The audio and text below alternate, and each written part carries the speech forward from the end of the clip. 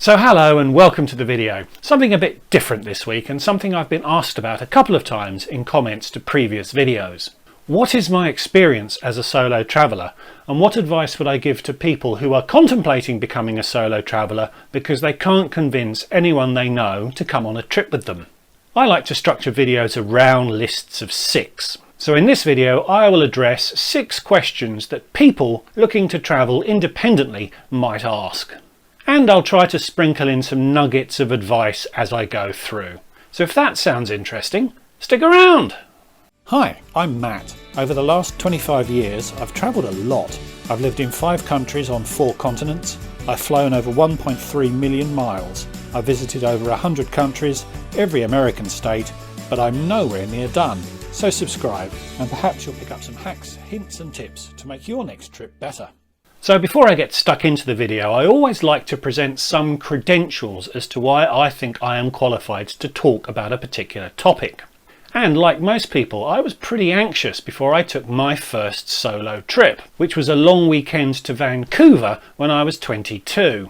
But going to Vancouver that time proved to me that I was capable of travelling on my own, even if I did find some parts of that trip challenging. What really trained me how to travel solo was a job I took when I was 24. It was with a major international hotel group, and it was pretty much the dream job of anyone who enjoys travelling. I'd be required to go to pretty much any of the hotel's properties worldwide to check out their operational standards. So I travelled to the property on my own, I checked into the property on my own, and I ate and drank in the bars and restaurants to my heart's content, all on my own. But the hardest part was that I had to do so with sufficient authority and self-confidence so as to not give away the fact that I was just some young whippersnapper sent from head office to check out their operations. That was a great job. I only ended up doing it for about a year. But it meant I ended up confident to take pretty much any trip to pretty much any destination. So the first of my 6 points is a simple one, and that is to say that it is okay to travel on your own. Millions of people do so, and you can too. Travelling with someone has its advantages. You'll have someone to talk with and you'll have someone to share the costs with. But if you can't find anybody who wants to undertake the trip with you, going alone is a far better alternative to not going at all. If you're still hesitant at the end of this video, take yourself off for a night somewhere in your home country to see how the experience feels and to prove to yourself you can do it. The second point on my list is to acknowledge that whilst you can travel anywhere, there are some places that are easier to travel to than others. Over the 30 years since I started travelling in earnest on my own, the world has changed a lot. There's far more business travel, and young people are far more likely to travel internationally than they ever were when I was younger. That means the hospitality industry around the world sees far more travellers and solo travellers than it ever has in the past. I remember the first time I went to Thailand and went to a restaurant on my own. The restaurant didn't really know what to do with me. They kept bringing me reading materials and came over every couple of minutes to check that I was okay. Apparently it's considered unlucky to eat alone in that country, and Thais rarely do. But these days no one in Thailand would bat an eyelid if they saw a Westerner eating on their own.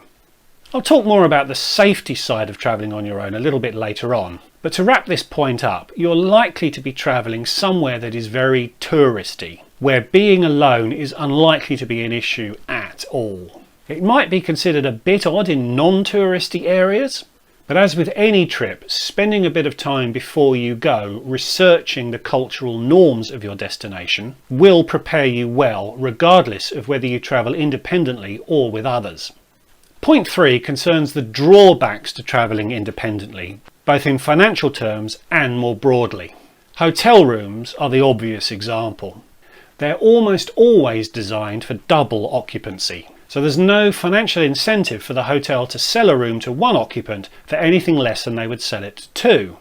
So generally you'll pay twice as much per night for your accommodation as you would if you were travelling with someone. Which isn't great. I've frequently had to sacrifice the quality of the hotel I've stayed in to keep the costs under control as a single traveller. There are some hotels in Europe in particular, and older properties in particular, which do still offer single rooms at a lower price. I stayed in one in Florence, and whilst the room was certainly a bit pokey, and as I'm 6'4", sleeping in a single bed isn't always the easiest thing for me, the room was cheaper than a traditional room would have been. Not half the price by any means, but certainly cheaper. I'm talking about hotels here, and I talked more about how I select a hotel in this video. But if you are happy with the more communal experience a hostel will offer, then travelling single is no great disadvantage because the pricing model is per bed rather than per room. Another area where travelling alone might seem daunting is on a cruise. As with a hotel room, you'll generally pay the same as a single traveller to occupy a cabin as you would if there were two of you. But right now, Celebrity and Royal Caribbean are not penalising single travellers. They're currently sailing with capacity limits, so they will have hundreds of empty cabins whether or not they allow single occupancy. And their pricing reflects that. So right now is actually not a bad time to take a look at taking a cruise on your own. So apart from the costs, people feel there are other obstacles.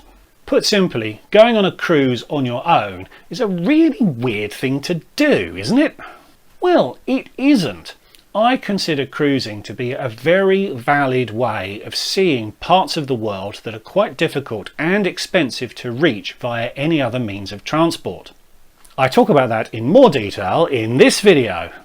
Travelling alone is actually quite common amongst older cruisers. The stereotype of the rich widow taking a world cruise isn't actually that far from the truth.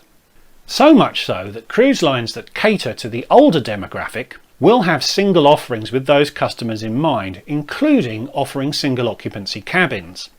It's far less common for there to be single cabins on the more mainstream cruise lines. But they do exist.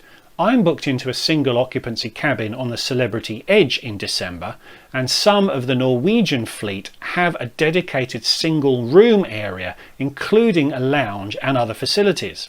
This is in recognition of the increase in the numbers of solo travellers. And ironically, they are in such demand that they can sometimes cost more than a double occupancy regular cabin.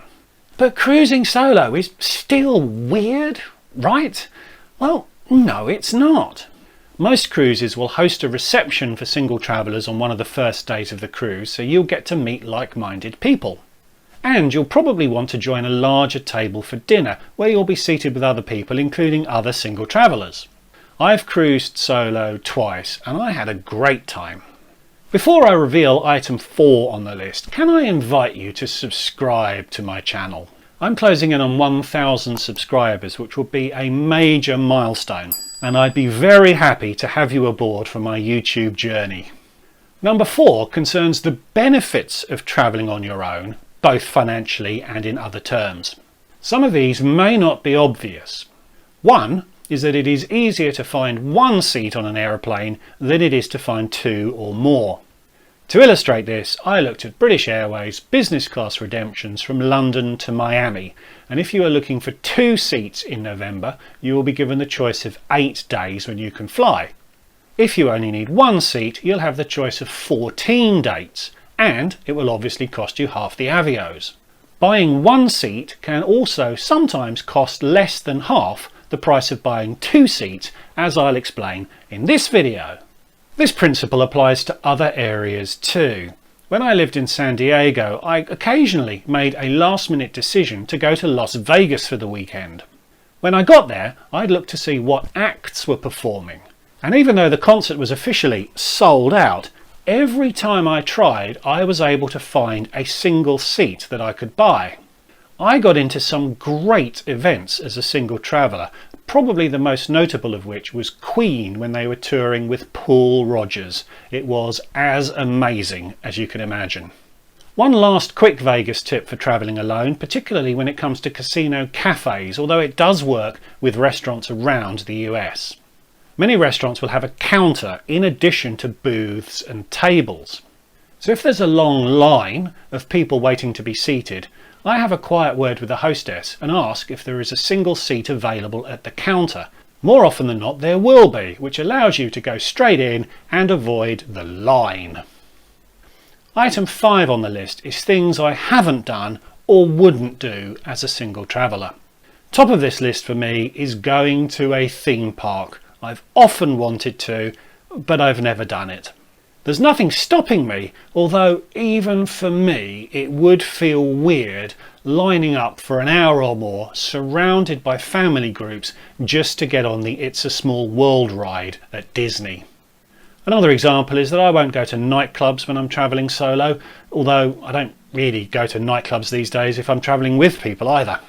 My tongue is a little in my cheek with that last point, but I guess what I'm trying to say is that there will be some things that you may not be comfortable doing if you are travelling on your own. But that's fine. Nothing I've wanted to do but haven't felt comfortable doing has ever been a deal breaker for me.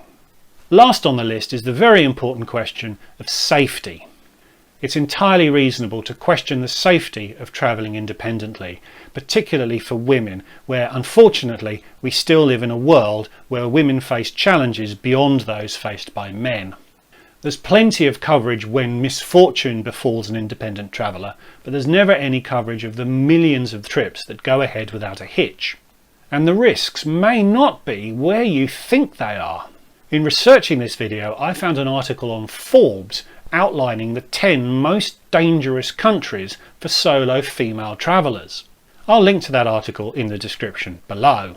That list includes Mexico, Jamaica and the Bahamas, which are not countries you might expect to feature on that particular list.